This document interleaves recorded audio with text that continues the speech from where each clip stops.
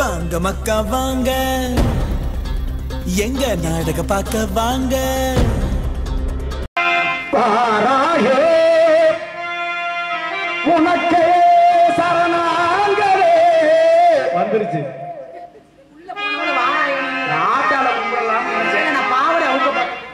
வேதம் நான்கில் வாழும் நாயகி அதிலேயே புரியாது அண்ணன் வேண்டுமே. வேதம் நான்கில் வாழும் நாயகி காஞ்சி பட்டுடுத்தி கஸ்தூரி பொட்டு வைத்து தேவதை போல் நீ நடந்து வர வேண்டும். அந்த திருமகளும் உணவழகை பெற வேண்டும். திருமகளும் உணவழகை பெற வேண்டும்.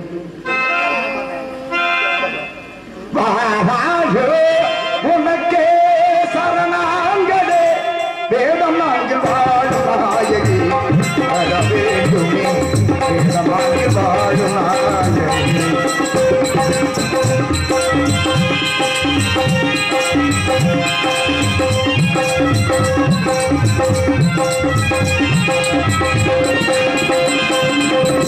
அன்னை அன்னை நீயடி அனைத்து நீயடி அன்னை நீயடி அனைத்து நீயடி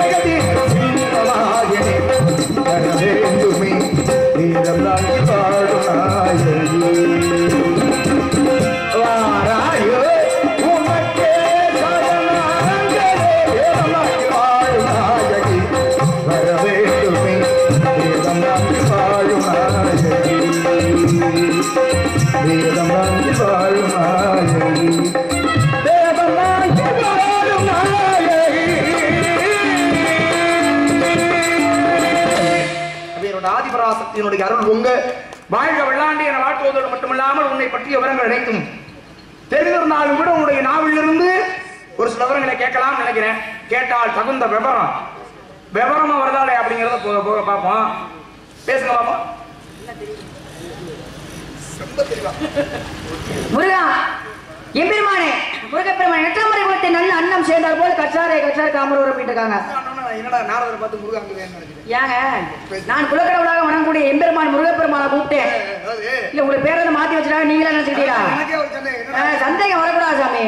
சந்தேகம் வந்து வாழ்க்கை சுவாரஸ்யமா இருக்குமா? சந்தேகம் வந்தா தான் சுவாரஸ்யமா இருக்கும். கண்டிப்பாக. ஏன்னா இன்பமாவே இருந்து வச்சுங்களேன் சலிச்சு போயிடும். இந்த இன்பத்திலே கொஞ்சம் துன்பம் வந்தது வாழ்க்கை. நீங்க இடையில வந்துட்டு அப்படியே ஒதுங்கி போறீங்களே. ஏன் இடையில பேசினா சாமிக்கு பிடிக்காது போல. இருந்தாலும் சரி இருந்தாலும் பரவாயில்ல. என்ன பண்ணல நீங்க சொன்னீங்க அம்மா உன்னைய பற்றி விவரங்கள் எனக்கு தெரிஞ்சிருந்தாலும் உன்னுடைய நாவின் மூலமா நான் கேட்டு தெரிஞ்சுக்கணும்னு ஆசைப்படுறேம்மா அப்படின்னு சொல்லியிருக்கீங்க. ஏராளமா கேளுங்க, தாராளமா பதில் தரேன் அப்படிங்கிற மண்டகனா எனக்கு கிடையாது. என்ன எல்லாரும் சொல்லுவாங்க எனக்கு மண்டகனா இருக்கு சாமி. நீங்க எதை வேணாலும் கேளுங்க நான் பதில் சொல்றேன் அப்படின்னா பதில் தர்றேன்.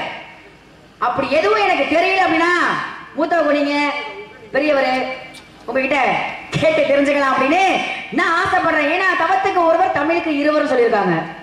தமிழுக்கு இருவர் என்றால் சமத்திற்கு மூவர் சமத்திற்கு நால்வர் சகலத்திற்கு ஐவர். இந்த இடத்துல நம்ம ரெண்டு பேரும் சேர்ந்து பேசணும். பேசினாதான் தமிழ் பிறக்கும். இல்ல நம்ம மட்டும் பேசினா சரியா வருமா? அதனால தான் சொன்னேன் வாங்க கேட்கணும் அப்படின்னு இருக்கீங்க. கேளுங்க பாப்போம். பேசுமையான பேச்சு முதல்ல அதுக்கு பாராட்டு உங்களுக்கு. பசித்திரு தனித்திரு விழித்திரு என்று சொன்னார் வள்ளலார். பசித்திருப்பா தனித்திரு தா விழித்திருவி மூணு எடுத்தோம்னா பதவி வந்துடும். பதவி வந்தாலே ஒரு மனிதனுக்கு பணிவு அவசியம் என்ற முறையோடு இருக்கணும். அந்த பணிவு இருந்தா நிச்சயமாக வாழ்வில் உயர்ந்துடலாம். அதனாலதான் விவேகானந்தர் சொன்னார், கீழ்வடியை கற்றுக்கொள் கட்டளையிடும் உதவி உன்னை தானாக வந்து சேரும்னார். எந்த அளவுக்கு கீழ்படுகின்றாயோ அந்த அளவுக்கு கட்டளையிடும் உதவி உன்னை வெகு விரைவாக வந்து சேரும் அப்படின்னார்.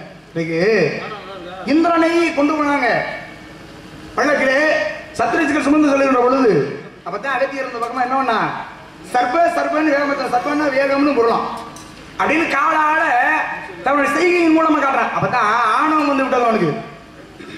சர்ப சர்பை என்று சொன்னதுனால நீ மூலகத்திலே சர்ப்பமாக கிடவாய் அப்படின்னு. ஏன்னா அவனுக்கு பதவி வந்த உடனே நீ பணிவு இல்லை. பணிவு இருந்திருந்தால் அவனுடைய வாழ்வு வேற மாதிரி ஆயிருக்கும். அங்க சர்ப்பமாக போகிறதுன்னு சாபம் கொடுத்தாரு. அந்த சாபத்தில் போட்டு சர்ப்பமாகவே வந்தான். சின்ன சந்தேகம், நீங்க நீ வந்து உயர்த்தி பேசுறீங்களா இல்ல இப்படி இப்படி ஏதோ பேசுறீங்களா? இப்படி நடந்திருக்கிறது பணிவு இல்லாமல் இருந்ததுனால இப்படி நடந்திருக்கு. கண்டிப்பா பாருங்களேன், இப்பெல்லாம் வந்து நீங்க பணியோட இருந்தீங்கன்னா உங்களுடைய வாழ்க்கை தரம் உயருங்கிற. கண்டிப்பாக நீங்க அதான் இப்பெல்லாம் வந்து பணிவா இருக்கேன் அப்படின்னு சொன்னேன். பணிவா இருக்கணும். நீங்க எப்படி பணிவா இல்லைன்னு இல்ல நீங்க எப்படின்னு என்ன பணிவா இருக்கணும் பணிவா இருக்கணும்ங்கிறீங்களே, தாங்கள் எப்படி என்று எனக்கு தெரியாது அல்லவா? ஏன்னா என்கிட்ட ஒருவேளை பணிவா இல்லைன்னு வைங்களேன், உங்ககிட்ட பணிவா இல்லைனாக்கா நான் பணியை வச்சிருக்கேன். இதுதானே சாமி ஆகாது அப்படிங்கிற ஒரு விஷயமே இல்ல உண்மைதான். அது எப்படிங்க அது உங்ககிட்ட பணியில அப்படின்னா பணியை வச்சிருவேன் அப்படிங்கிறீங்களே, இது எப்படின்னு எனக்கு புரியலையே. மதுரை நம்பதில என்ன நடந்துச்சு?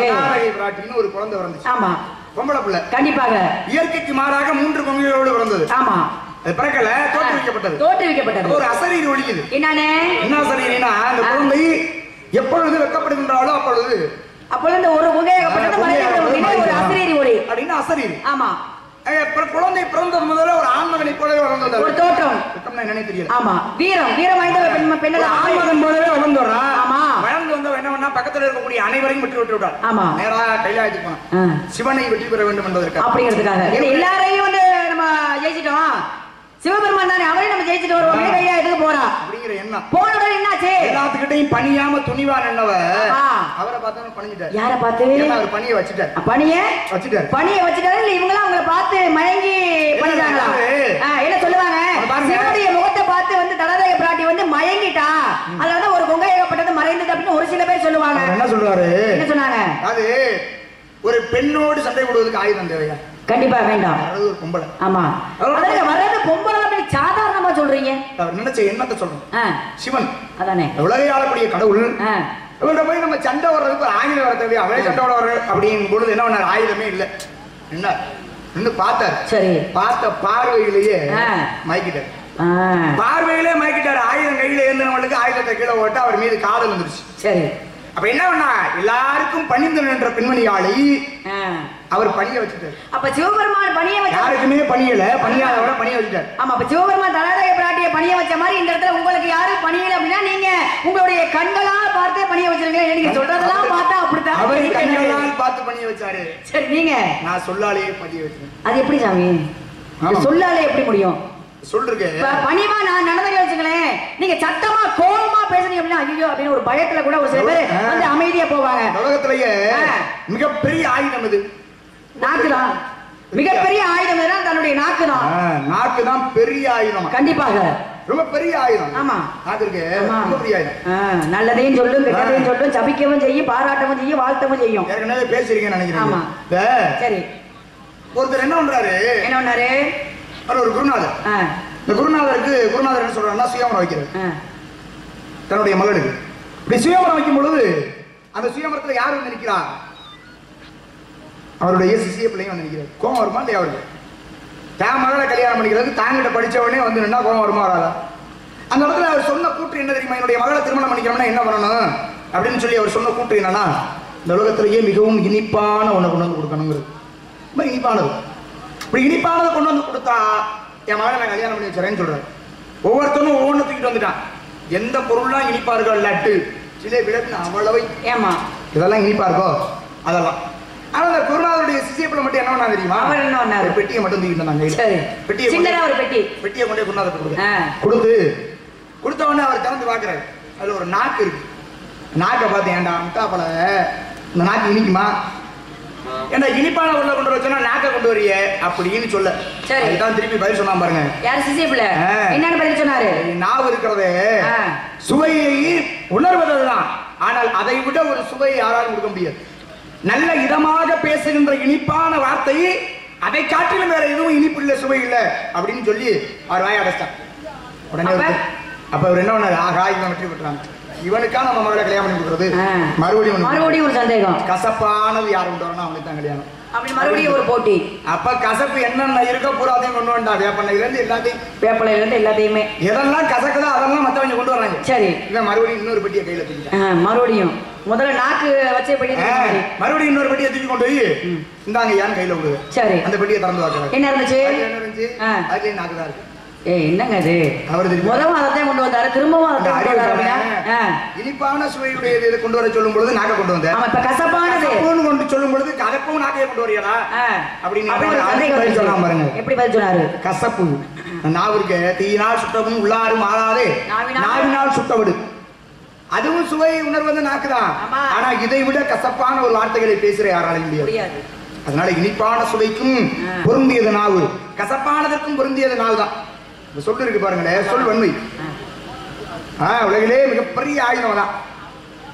அப்ப பாருங்களேன், சொல் வன்மை இருக்க உங்கள்ட்ட பண்பா. நீங்க இந்த மாதிரி சொல்லி வந்து உங்கள்ட்ட பண்பாவும் பேசலாம், அன்பாவும் பேசலாம். சரி, உங்களை அசிங்கப்படுத்துற மாதிரியும் பேசலாம், கோபப்படுத்துற மாதிரியும் பேசலாம், எப்படி வேணாலும் பேசலாம். ஏன் ஜாமி? அதனாலதான் அன்பாவும் பேசலாம். இல்ல அன்பாவும் பேசலாம், பண்பாவும் பேசலாம், அசிங்கப்படுத்துற மாதிரியும் பேசலாம். அப்படின்னு இந்த வார்த்தை பேசலாம் உங்களுடைய வாயிலிருந்து வரணும் அப்படின்னு நான் எதிர்பார்க்கல. இல்ல உண்மையாதானே சொல்றேன். ஆமா, எப்படி வேணாலும் பேசலாங்கிறேன். அது நீங்க நடந்துக்கிறதெல்லாம் ஏன்னா அது நான் எதிர்ப்பு சாமி. ஏன் அதை நான் திருப்பி சொல்ல நீங்க என்ன நண்டும் பரவதர வராங்க. ஏன் என்ன காரணம்? முன்னேறி எப்படி போதோ அதே மாதிரி தான் பின்னேறி வரும். அப்படியே இல்ல இந்த இடத்துல நீங்க முன்னேறு மாதிரி நான் நினைச்சிருக்கீங்க. என்னன்னு முன்னேறி போற வழியில பின்னேறி போயிரும்னு. ஆமா, சரியா ஓட்ட தெரிஞ்சவனுக்கு தான் பின்னேறி சரியா போத்தறீங்க. ஓட்ட தெரியாத ஒரு சில ஆளு வந்துச்சுன்னு வைங்களேன். நான் ஒரு விஷயம் சொல்லவா? இல்ல உங்களை இந்த இடத்துல முன்னேற நான் நினைக்கிறேன் அப்படின்னு சொன்னேன். நான் ஏர் ஓட்டிடுவேன், உங்களுக்கு ஓட்ட முடியுமா? நான் பின்னேற தான் வர்றேன். இல்ல நான் பின்னேற தான் வர்றேன் அப்படின்னு நான் பின்னேற தான் வர்றேன்னு சொல்லியே. முதல்ல ஏற பிடிக்க தெரியணும். ஒரு விஷயம் சாமி, நான் சொல்ல கேட்கணும். என்ன ஏர் ஓட்டறவே ஓட்டிடலாம். ஆமா, நான் ஏர் ஓட்ட தெரியும், நான் முன்னேறாவே இருக்கிறேன். எனக்கு ஏர் பிடிக்கவும் தெரியும். சரி, அத ஓட்ட தெரியுமா? அப்புறம் பிடிக்க தெரியாதா? நான் ஓட்டிடுவேன். சரி, உங்களுக்கு பிடிக்க தெரியுமா? இத ஏர் கலப்ப ஏறு முடியுமா என்னன்னு கேக்குறேன். நான் வந்து ஒரு உதாரணம், இதெல்லாம் வந்து ஒரு உதாரணம் சொல்லுறான். சரியா? முன்னேற எப்படி போதோ அது மாதிரி தான் பின்னேற போகும் அப்படின்னு. என் வழியில நீங்க வருவீங்கறியா? நான் ஆரம்பத்துல என்ன சொன்னேன் தெரியுமா? உங்களுக்கு முன்னாடியே ஒரு எச்சரிக்கை வைக்கிறேன். இல்ல முன்னாடி நான் என்ன சொன்னீங்கன்னு ஞாபகம் இருக்கா? கேளுங்க சாமி, என்னுடைய அனுபவ அறிவுக்கு எட்டியவரை பதில் தரேன். இந்த மாதிரி வார்த்தையை நான் யாரு அப்படின்னு சொல்லி இந்த மாதிரி வார்த்தையை நான் யாருக்கிட்டயுமே சொன்னது கிடையாது. சொல்லிட்டு முன்னேறி எப்படி போகுதோ அது வழிதான் முன்னேறி வரும்னா நீங்க தான் சொன்னீங்க. அசிங்கப்படுத்தவும் செய்வேன் அப்படிங்கும்போது அப்புறம் வந்து நான் வந்து சொன்னேன் அது இப்படின்னு செய்யும் பாருங்க. அன்பாவும் பேச முடியும், அசிங்கப்படுத்தவும் முடியும். அது ஒரே நாக்கு தான். ஆமா, இரண்டு விதமா செயல்படுது. சொல்றேன், நீங்க மூத்தவங்க பெரியவங்க இருந்தாலும் உங்களுக்குன்னு ஒரு இது இருக்கிற வரையும். அப்ப நான் வந்து பயந்துகிட்டு பேச நினைக்கிறீங்களா சாமி? இதெல்லாம் நீங்க அப்ப இருந்துட்டு பயம் சொல்லுங்க. எதிரியினுடைய பலம் எதுல தெரியும்? ஒருத்தருக்கு எது வெற்றி நினைக்கிறீங்க? ஒருத்தருக்கு எது வெற்றி நினைக்கிறீங்க? எது வெற்றினாக்கா எந்த வகையில? எதிரியினுடைய பயம் தான் நமக்கு வெற்றி. பா முருகா, எதிரிய பயப்பட வச்சுட்டோம்னு வைங்க. இல்ல சாமி, அது ஒரு விஷயம். எவ்வளவு பெரிய ஆளா இருந்தாலும் சரி அவனை மட்டும் பயப்பட வச்சுட்டோம் அப்புறம் நம்ம தான் வெற்றியாளர். ஒரு அதெல்லாம் நீங்க வாஸ்தவம் தான் இல்லைன்னு சொல்லல. இன்னைக்கு நான் வீட்டுல இருந்து வர்றப்பவே இப்படித்தான் நம்ம போகணும் அப்படின்னு முடிவு பண்ணிக்கிட்டே வந்திருக்கேன். சரியா? இப்படி நீ போயிடாதமா, இப்படி போ அப்படின்னு ஒரு சின்ன ஒரு விஷயம். என்ன விஷயம்? என்ன பாருங்க, பெருசாவே சொல்லுங்க. இல்ல நீங்க நீங்க விஷயங்கள் நிறைய பேசுற ஆளு. எனக்கு ஒரு சந்தேகம் தான். என்ன வாதி பிரதிவாதின்னு சொல்லுவாங்க பாத்துங்க. நான் திரும்பவும் அதை தான் சொல்றேன், வாதி பிரதிவாதி. சந்தேகத்தை தீர்த்து நான் சின்ன பிள்ளை, நீங்க பெரியவர் தானே? ஆமா, ரொம்ப பெரியவர். அப்புறம் நான் இங்க எவ்வளவு பெரிய உங்களுக்கு வயசை சொல்ல முடியுமா? இப்ப எங்களுக்கு எல்லாம் கூட எனக்கு 13 வயசு தான் ஆகுது. நான் ரொம்ப பெரிய ஆள், நீங்க சொல்லுங்க. அதான் எனக்கெல்லாம் 13 வயசு தான் ஆகுது. நான் சொன்னா கூட சரின்னு ஒத்துக்கலாம். உங்களுக்கு எல்லாம் என்ன கேட்டுக்கிறீங்கண்ணா? 13 வயசு ஆகுதுன்னு சொல்றா கேட்டுக்க சொல்றாங்க. ஏன் உண்மைதானே அது? நீங்க இல்லைன்னு வேணா சொல்லுங்க பாப்போம். நான் இல்லைன்னு சொல்லுவேனா? உங்களை பார்த்து நான் உங்களுக்கு 13 வயசு இல்லைன்னு சொன்னா உலகம் என்ன ஆகுது? அதானே உலகம் தாங்குமா? என்ன பாருங்களேன், என்ன தலையெழுத்து சாமி இதெல்லாம் கேட்கணும் மத்தவங்களுக்கு. எனக்கு இல்லம்மா, பேசுமா. ஏங்க ஒரு விஷயம், பெண்களுடைய வயசை கேட்க கூடாது, ஆண்களுடைய வருமானத்தை கேட்க கூடாதுன்னு சொல்லுவாங்க. உண்மைதானே? கேட்கணுமா? அது எப்படி சொல்றீங்க? கேட்கலாம், கேட்க கூடாதுங்கிறதா உண்மையே. இப்ப பொம்பளை இப்ப என்கிட்ட வந்து நீங்க அம்மா உனக்கு வயசு எத்தனை சொன்னு வச்சுக்கலேன். இப்ப பொதுவாவே நம்ம பேசுவோமே, எனக்கு ஒரு 50-60 வயசு ஆகுதுன்னு வச்சுங்க. என்ன நான் என்ன தெரியுமா சொல்லுவேன்? ஆகா கேட்கிறாங்க. பொதுவா ஒரு விஷயத்த சொல்றேன், புரிய வைக்கிற மாதிரி சொல்றேன். ஒரு 50-60 வயசு ஒரு பெண்மணிக்கு இருக்குன்னு வச்சுக்கலேன். அவங்கள்ட்ட போய் நம்ம வயசை கேட்டோம்னா உனக்கு என்ன வயசு அப்படின்னு கேட்கல, எனக்கு 35 வயசு தாங்க ஆகுது அப்படின்னு சொல்லுவாங்க. ஆப்பிட்டு போய் ஏப்பா நல்ல வேலைக்கு போற, நல்லா சம்பாதிக்கிற, எவ்வளவு சம்பளம் வாங்குற அப்படின்னு கேட்டாங்க சொல்லுவீங்களா?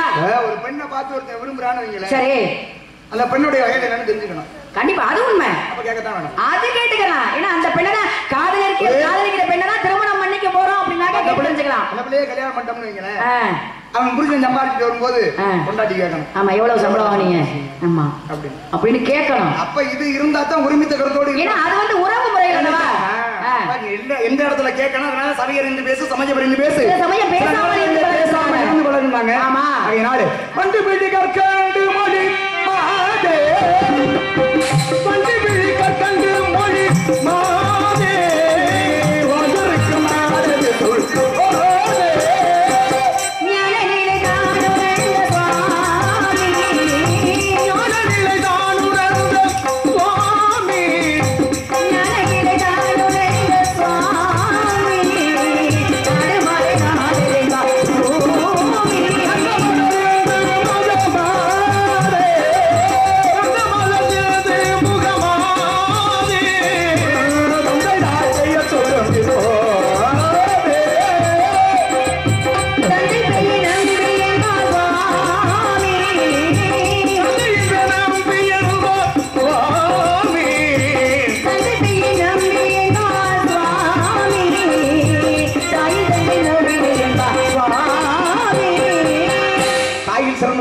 தந்தை சொல்மிக்க மந்திரமில்லை.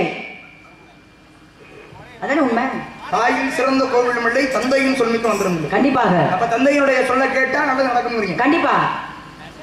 ஏன் கேட்டது? தாயை விட வேற சிறந்த தெய்வங்கள் எதுன்னு சொல்ல முடியாது. தாய் தான் தெய்வம். தந்தையினுடைய சொல்லை கேட்ட கெட்டது நடக்காதா? ஏன் நல்லதானே நடந்திருக்கு. யாருக்குமே கெட்டது நடந்ததா தெரியலையே. யாருக்கு ஒருத்தருக்கு தந்தையுடைய சொல்லை கேட்டா நல்லது நடக்கும். ஆமா, தந்தையுடைய சொல்லை கேட்காதனால நல்லது நடந்துச்சு.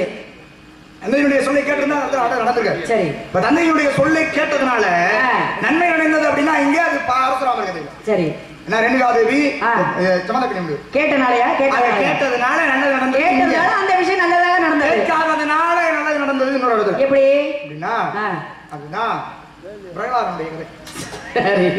அப்ப என்ன பண்றாரு இரணியாட்சன், பிள்ளை பிரகலாதனை பாத்தியாப்பா, இந்த உலகமே என்ன சொல்லுது? இரணியாய நமகன்னு சொல்லுது. நீயும் அதையே சொல்லு அப்படின்னு மந்தன மாதிரி ஓதுறாரு தன்னுடைய மகனுக்கு. இரணியாய நமக. ஆமா, தெய்வம் இல்ல ஒண்ணும் இல்ல, வேண்டாம். அப்பன் தான் உனக்கு தெய்வம். ஆமா, இந்த அப்பன் தான் உலகத்து மக்களுக்கே தெய்வம். அதனால நீ என்ன வணங்குறப்ப நீ வணங்கலாமே. இரணியாய நமக, இரணியாய நமகன்னு சொல்லுங்கற. ஆனா அந்த குழந்தையாகப்பட்டத சொல்லுச்சா? கேட்டானா? கேட்கலையே. என்ன காரணம்? அதெல்லாம் சொல்ல முடியாது. ஓம் நமோ நாராயணாய நமக, ஓம் நமோ நாராயணாய நமக, ஓம் நமோ நாராயணாய நமகங்கிற மந்திரத்தை தவிர ஒரு சொல் மட்டும் தான் வந்தது. வேற எதையும் சொல்ல மாட்டேன். கண்டிப்பா. அவரும் பார்த்தாரு, சொல்லி சொல்லி பார்த்தாரு, கேட்கல. என்ன பண்ணாரு? கொஞ்ச நாள் கழிச்சு புள்ளைய கொல்றதுக்கு முடியும். ஆமா, புள்ளையே தேவையில்லை. இந்த புள்ளையாது, இதெல்லாம் புள்ளையாது, இப்ப புள்ளையே தேவையா நமக்கு அப்படின்னு யாரை சொல்றீங்க? இப்ப இதெல்லாம் புள்ளையாதுன்னு நீங்க எனக்கு வந்து அப்பா மாதிரி, நான் தான் உங்களுக்கு புள்ள மாதிரி. அப்ப இதெல்லாம் புள்ளையாது, இதெல்லாம் புள்ளை எதுக்கு பிறந்துச்சு? நான் தான் திருப்பி விட்டோனா? இதெல்லாம் புள்ளைன்னு வந்து இதெல்லாம் புள்ளை பிறந்திருக்கு. சரி சரி பேசுங்க, பரவாயில்ல பரவாயில்ல. கல்ல கட்டி கடலுக்கு ஒதுக்கி போடுறாங்க. எதுக்கு கல்ல கட்டி கடலுக்குல? ஆமா, விஷத்தை கொடுத்த கொன்னா என்ன அப்படி விஷத்தை வச்சு விட்டாங்க. தீய முட்டி எரிச்சு தான் விட்டாங்க. யானை வச்சு மிதிச்சா என்ன அப்படி தான் மிதிக்க விட்டாங்க. புள்ள வந்திருக்கு. ஆமா பிறந்திருக்கு பாரு. யார் அப்ப? யார் அப்ப? எனக்கு நான் புள்ளைய. ஆமா புள்ள. ஆமா ஒத்துக்குவோம் சொல்றதை கேட்க மாட்டேங்க. ஆனா சாமிக்கு இப்படி பேசுறது ரொம்ப அலாதி பிரியம். நான் பேசவே இல்லை, ஆரம்பிச்சது நீங்க. நான் பேச ஆரம்பிச்சேன்னா அப்புறம் வேற மாதிரி பேசிக்கிட்டே இருப்பேன். அப்படியா? சரி இத விஷயத்தை முடிங்க. இல்லையாங்கிறது போய் வேற பக்கம் போயிடும். இந்த விஷயத்துக்கு வாங்க. அப்படி பேசுறது அல்ல. ஆமா அப்படி பேசணும். பேச ஆரம்பிச்சேன்னா அப்புறம் பாருங்க, எதிராளி வழியில சண்டைக்கு போகவே மாட்டேமாது. நம்மளா சண்டைக்கு போனோம்னு வைங்க, இவன் தாங்க சண்டை ஓட்டான்னு பேரு. மடியில கனம் இருந்தா தானே வழியில பயம் இருக்கும். வழியில போய் நம்ம சண்டை ஓட்டோம்னா எந்தாயா சண்டை ஓட்டான்னு நமக்கு பேர் வந்து. ஆமா மடியில கனம் இல்லாத வழியில பயம். என்ன பண்ணணும்? வடி சண்டைக்கு போக கூடாது. வந்த சண்டை வந்துருச்சுன்னு கொஞ்சவே கூடாது.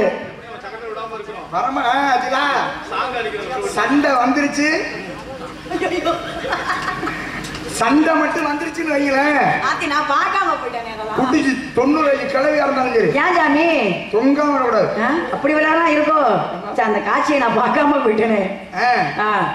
நம்ம வழியில போகாம சந்தோஷம் ஆரம்பிச்சது நீங்க. நான் தான். அப்ப என்ன பண்ணிட்டாரு? இப்படி எல்லாம் தலையில வச்சு அப்படியெல்லாம் நம்ம புள்ள வந்து நம்ம சொல்லு பேச்ச கேட்டு நடக்காதா அப்படிங்கிற ஒரு எண்ணம் தான். ஆனா மறுபடியும் பாருங்க என்னாச்சு, அதுல இருந்து தழுவே இல்லை. ஆமா ஒவ்வொரு முறையும் கொள்ளு இறக்கும் இறந்து மறுபடியும் மீண்டும் உயிர் பெற்று வர.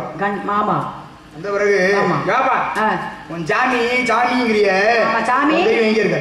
ஆமா அவர் நாமத்தே நேரம் சொல்கிறாயே, உன் தெய்வம் எங்க இருக்கு? எங்க இருந்தா காட்டு அப்படின்னு. அப்படின்னா என்ன பண்ண தூணிலும் இருப்பார் துரும்பிலும் இருப்பார் அப்படின்னு சொல்ல. தூணிலும் திரும்பல இருக்கிற இந்த தூண்ல இருப்பானடா அப்படின்னு எடுத்தான் கதவை வச்சு ஓங்கி அடிச்சான் தூண்ல.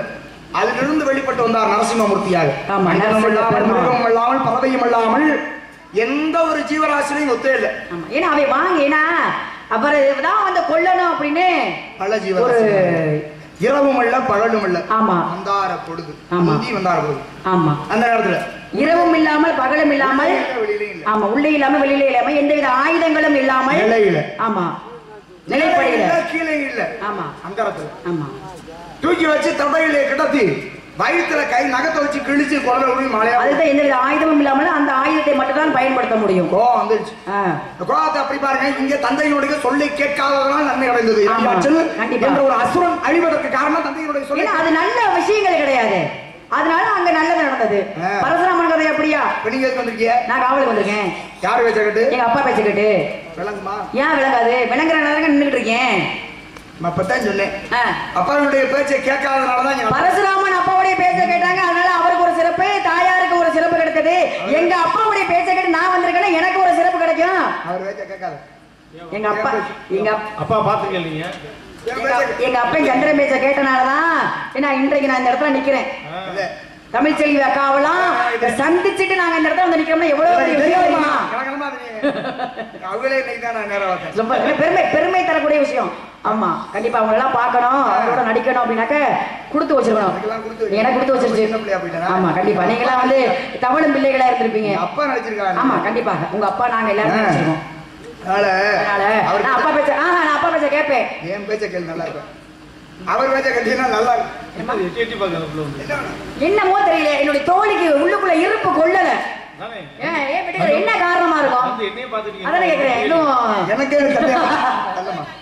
எனக்கே சந்தேகமா தான் இருக்கு. அதான் சந்தேகமா தான் இருக்குது. எனக்குமே சந்தேகமா தான் இருக்கு. எதுக்கு வந்திருக்கீங்க? உங்க அப்பாவுடைய பேச்சை கேட்டு காவலுக்காக வந்திருக்கேன். என்ன காவல்? திணை காவல்.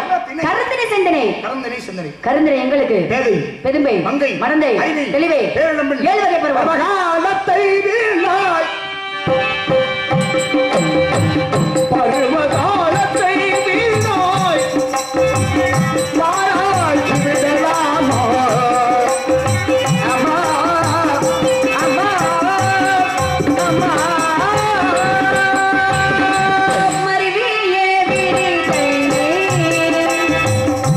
Baby,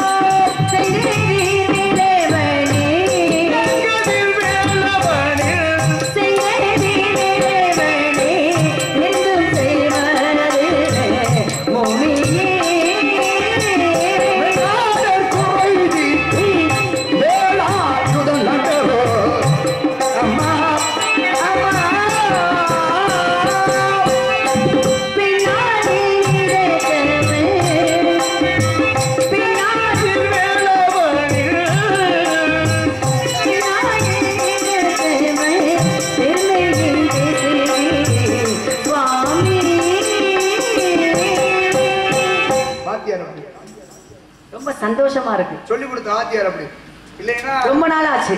ஏன்னா இல்லைன்னா கதை பாட்டு முடிச்சா தெரியாது. இந்த வருஷத்துக்கு இல்ல, இந்த சீசன் ஆரம்பிச்சு இன்னைக்கு தான் பாடி இருக்கேன். நான் பாடி இருக்கேன் முழுமையான பாடல்களை.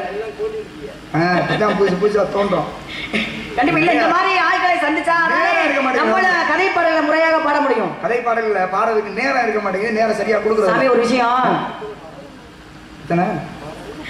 கதை பாடலாம்.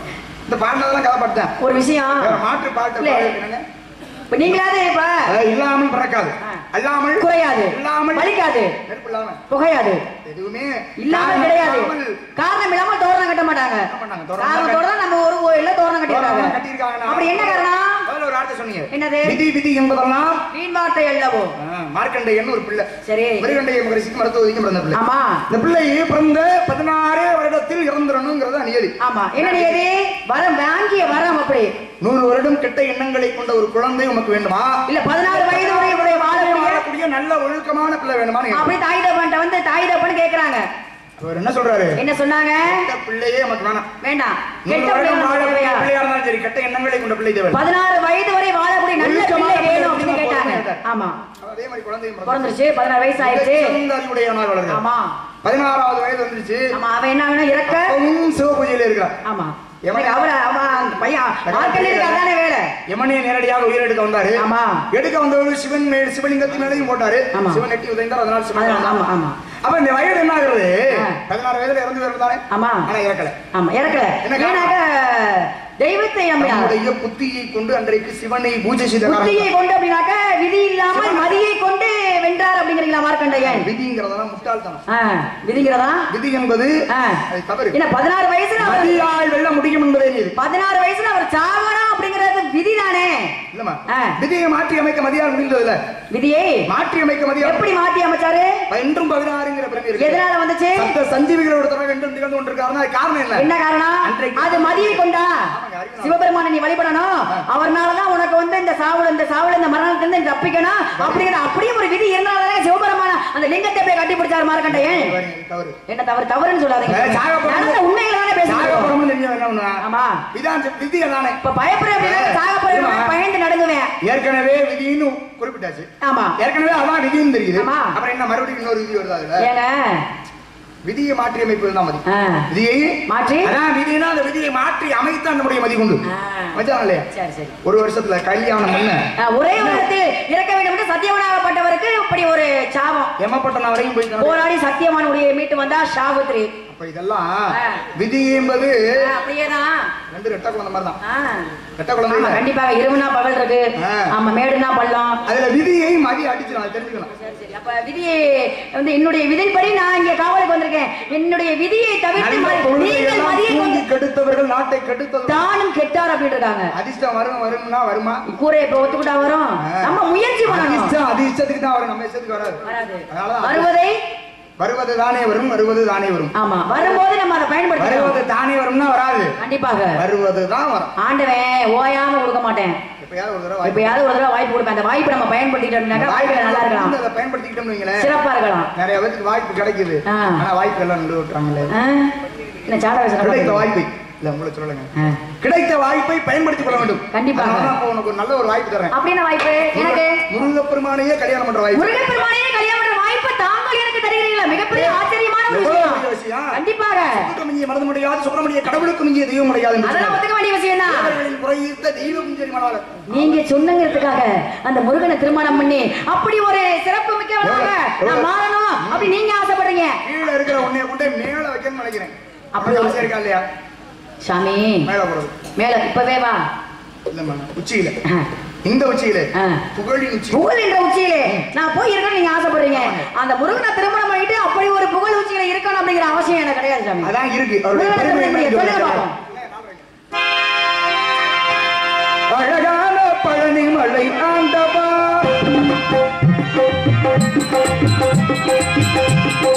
அழகான பழனி மலை ஆண்டவா, உன்னை அனுதினமும் பாட வந்து சேரவா. வெளிமலை காதலே பாவடி வேலனே, வெளிமலை காதலே பாவடி வேலனே, பாவேண்டு மகிழ்நீரு முருகை வேலே முருகா.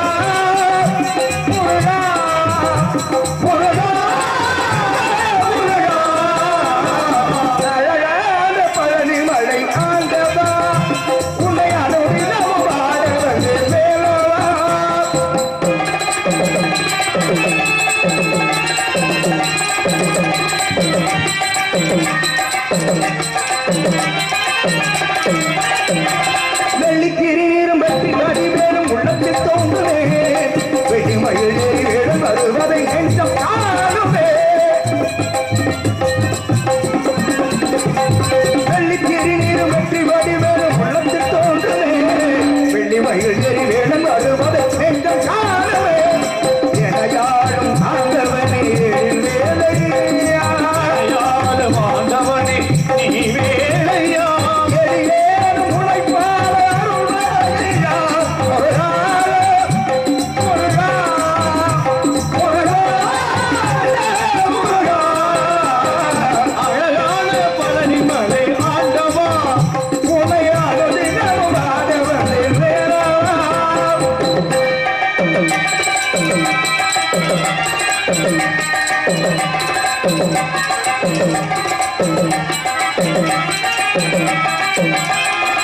நல்லதெல்லாம் என்னை நாடி பெருகிட நல்லொரு தாயாய் நீயதெல்லாம் முழுக்கின்று கருகிட திருமறு புரிவாய் நல்லதெல்லாம் என்னை நாடி பெருகிட நல்லொரு தாயாய் நீயதெல்லாம் முழுக்கின்று கருகிட திருமறு புரிவாய் உன்னை என்று தேரிலே தெய்வம் கந்தையா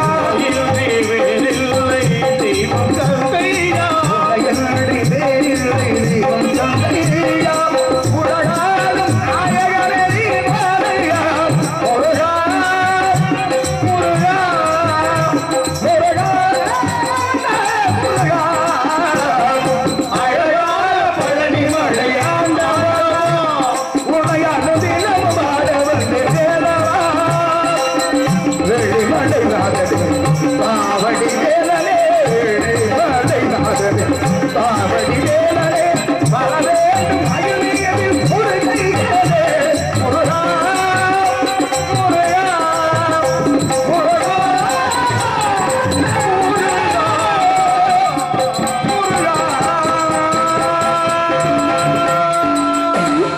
கந்தன் கடம்பன் கார்த்திகேயன் சண்முகன் சரவணன் என்று சொல்லக்கூடிய அந்த கந்த கடவுளையே உனது கணவனாக அடைய வேண்டும் என்பது ஆசை. கணவனே கண்கண்டறியும் தெய்வத்தை போய் கணவனே எடுத்துறீங்களே.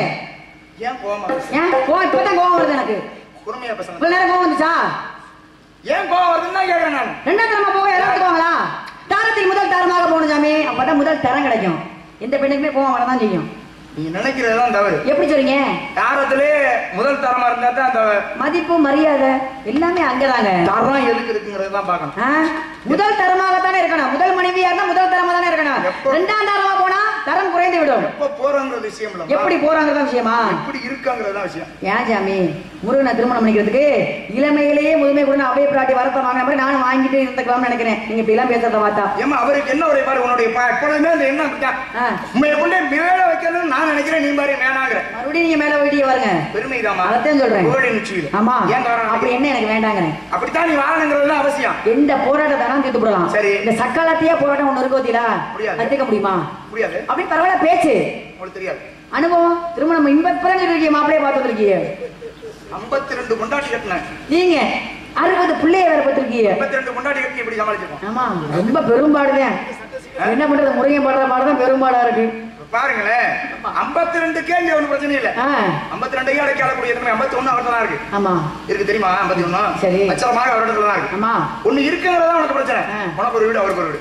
இப்ப ஒரு ரெண்டையும் ஒரு இடத்துல வச்சாதான் பிரச்சனை. கண்டிப்பாக ரெண்டையும் வேற வேற இடத்துல வச்சா பிரச்சனை இல்ல. ஆமா படை வீடுகள் அதிகமாக கொண்டு இருக்கும். என்ன ஆமா அப்ப ரெண்டையும் வேற வேற வீட்டுல வச்சு 5 படைகளாக இருப்பது 6 படை வீடாக மாறிவிடும். உங்க ரெண்டு இடத்தையும் சமாதானப்படுத்தி அதுக்கப்புறம் ஒரு வீட்டுல கொண்டு ஏன் ஜாமி நீங்க முயற்சி வீண் முயற்சி. அதுதான் உன் தலையெழுத்துனா அதை மாத்த யாராலையும் முடியுமா? கண்டிப்பா அதான் உண்மை. அதான் உன் தலையெழுத்து. இல்ல நீங்க முயற்சி பண்ணுங்க. ரெண்டாம் தரமா போகணுங்கிறதா உன் தலையெழுத்து. நீங்க பேரணும் ஒத்துட்டு ஆமா ஜாமி திருமணம் பண்ணிக்கிறேன்னு சொல்ல முடியுமா? ஆமா சொல்லல வேற வழியே இல்ல உமக்கு. நான் சொல்றத கேட்டா நான் வழி எப்படி நான் முடிவு பண்ணிட்டேன். நான் சொல்றத கேட்டா தான் உமக்கு மோட்சம். இல்ல வாழ்வே அனுபவம் இந்த அவஸ்தையை நீ விடுத்து அனுபவம் இந்த அவஸ்தையை நீ விடுத்து அவண்டி தோட இருப்ப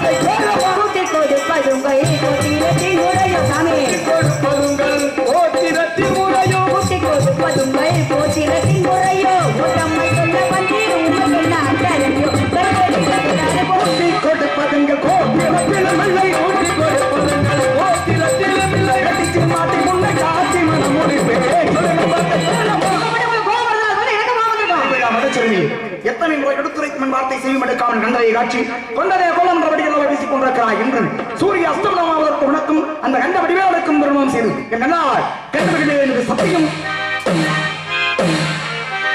முருகா முருகா